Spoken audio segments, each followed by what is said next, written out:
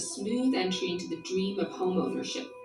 Working families and retirees could buy standalone homes in vibrant communities without the crushing cost of a traditional mortgage.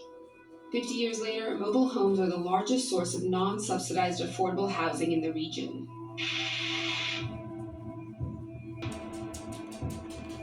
But as time has gone on, park infrastructure and homes built decades ago have aged. And crucially, Tucson has gotten hotter. That's left many residents in a deadly bind.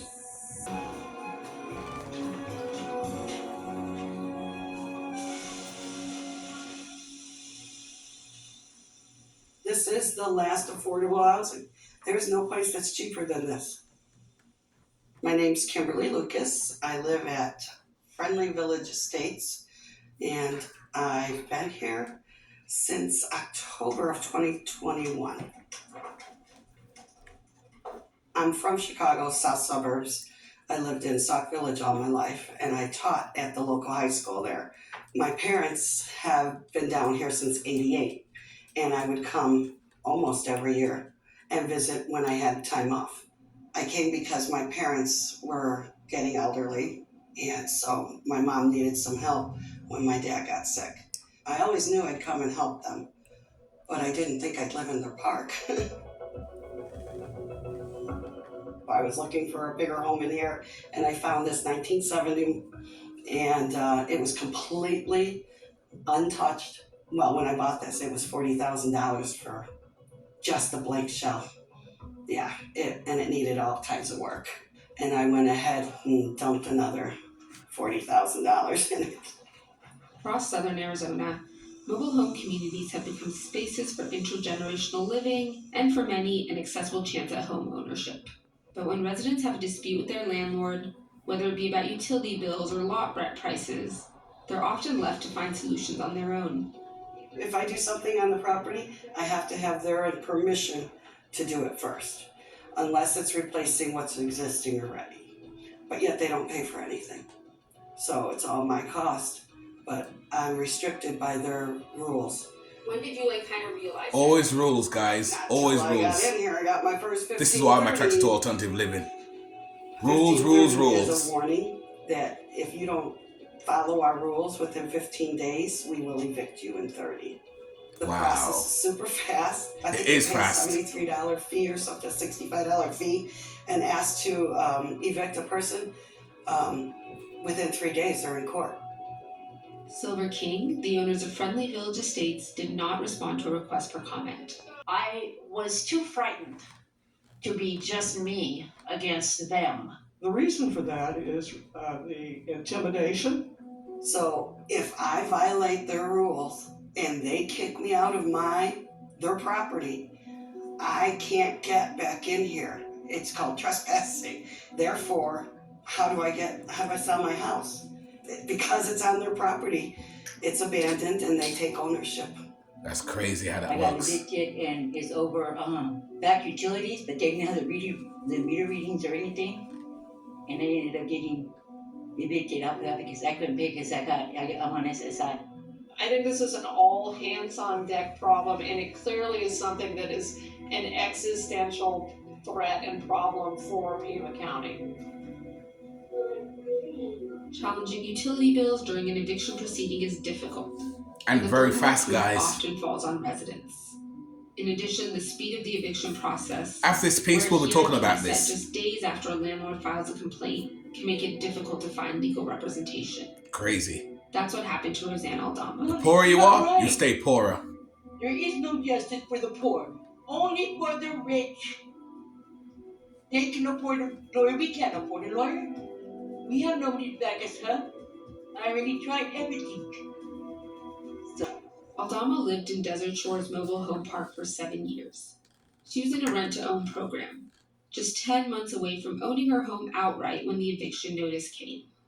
Growing up, we did a lot of moving, a lot of evictions. We wanted to raise your rent and everything. You couldn't afford it, well, then it was time to vacate. I moved in Desert Shore in 2017. This is crazy. Each time we'd get a new manager. This lady almost owned her own land. And they evict her. It's on purpose. This is by design. Kicked her out. Gas kept on going. Now she's in the shed, which Prices you'll hear were now. lower, and at one point my light went up to, I think, 400. So If you want to watch the whole video, guys, look in the so much. description part. Yeah, when I got out of You can there, watch the whole it was video. If you watch the video, $6,000. freeze it. In And a statement, the whole Skylar video's there if you wanna watch it disputed yourself. Aldama's details about her gas charges and says she was evicted for non-payment of rent. In August 2024, the Attorney General ordered Skyline to credit money back to residents in another park owned by the company. It's all about saying they greed, were overcharged capitalism. for water. That's what capitalism does. Though capitalism does work, it screws the working people. But they wouldn't The people give me who go by the rules, do everything. That's why I don't give a fuck about the rules. I'm doing what I can so I can live cheap and simple. Fuck that. Roseanne Aldama lost her home. She started over in a shed on borrowed land, A shed. where she works on a tenant resource guide and advocates for manufactured home residents, all while stringing together access to basic utilities like water and power. This is the shed, and like I said, I used the money to. This is a shed I was going to put on my land, something like that. If I was to get my land. No, I It's don't. not a guarantee. This one right here, I put down 150, and it's 191 a month, and $206 for the toilet, which is going to be going up. You got to pay for the toilet, and it's not even a real toilet. Imagine that, guys. You got to pay for the toilet, and it's not even a real toilet. God bless America. Whatever. It's sad. It's safer than being. America in general does not take care of their own people. Do not care about their own people. That's the sad part. They don't take care of their own people. Right now does not have power or running water. It has nothing. It's just somewhere to stay in, so I don't stay outside. Aldama's experience, while stark, is not unusual. My mom always says justice is for the rich, not for the poor. Yes, my friends, the YouTube subscribers. Yes, this is my parking lot where my mother lives. She lives in a nice home. We're blessed to live comfortable. That's why I tell people, if you have life good, be blessed, because that could be us out there, or you, or anyone out there. And like I said before, trailer park places are the last bastion of cheap rent, and even that's going up. As you heard the ladies, I showed that DIY show there. Of course, my videos are not that perfect because I don't edit. I'm too punk. I don't do that. I just put it on the TV and you can see that for yourself. If you want to watch the full video, you can search for it. It's called The Last Sebastian, something like that. It's called anyway. But it's ridiculous. It's nice in Florida though. It's nice. It's nice here right now because skies are beautiful and blue. Beautiful. Oh, it's nice. It's beautiful right now. I'm loving it. Every minute of it. It's nice and cool. I thought it was going to be hot, but it's winter right now. But back up north, where I'm going back in another couple of days, I keep the temperature up there. It's like in the 30s right now up there. It's supposed to reach in the 40s up there. But, I came down there and I you see the video before with the trailer houses or manufactured houses, as people want to call it. But trailer houses, manufactured houses. Well, the idea came from trailers anyway, because the original ones were trailers originally, and over time they made them into manufactured houses. But the only thing with those houses, they're hot. In the summertime, they're very hot in there. I know I have a couple of cousins that live in Florida here, which I go visit. I don't put on camera, of course, because that's private reasons. I don't put my family on there, sort of thing. But they have they live in a trailer park as well. The trailer park. It's a nice one though. It's a nice trailer park. And I find down in Florida here, there's a lot of trailer parks down here. Lots.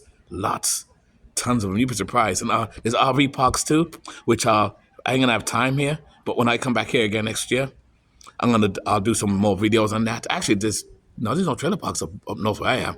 Nah. It's made down here, California, Texas, Arizona. Oh, there's tons of it. I saw a YouTube video. Tons and tons.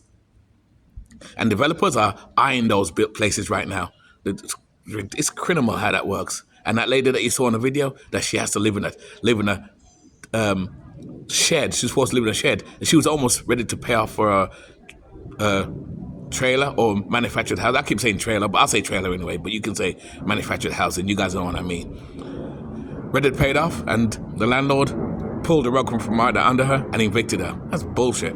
That says Being poor is a crime. That's why I tell people, younger people especially, build value if you can. Build value. Don't be one of those fools not to build nothing. Build value. Because being poor in America is a crime, basically. Because no offense to Americans, in America, they don't take care of their own people. Unlike Europe, where I'm from, England, and England's kind of getting bad now. England's getting ridiculous, especially with the migrants and the illegal immigrants and stuff other than that. But other than that, England still kind of does take care of their own people, and most of Europe does. And I think that's the attraction for all the people going there. But again, the people going there now, they're not building any value. But anyway, enough of the immigrant thing. It's not about that. I'm talking about manufactured housing and stuff like that. It's almost like RVs too, actually, having an RV. Because they both have one thing in common. They're both made cheaply. Because even though they're manufactured homes, that's exactly what it is, manufactured. They're not really made 100% solid. And the heat in them when it's summertime, because most of these places are made down here, they're hot as hell. Even with an air conditioner, it's still warm. It just cools down one little area. So you need a lot more power to generate it and keep it cool. That's a problem too, as the lady said there too. It's hot in the summer times. And the electric bill and stuff, depending on unscrupulous landlords or developers who own some of the land, they're cruel and tight as hell. And God forbid you don't pay your rent, they can kick you out within that month.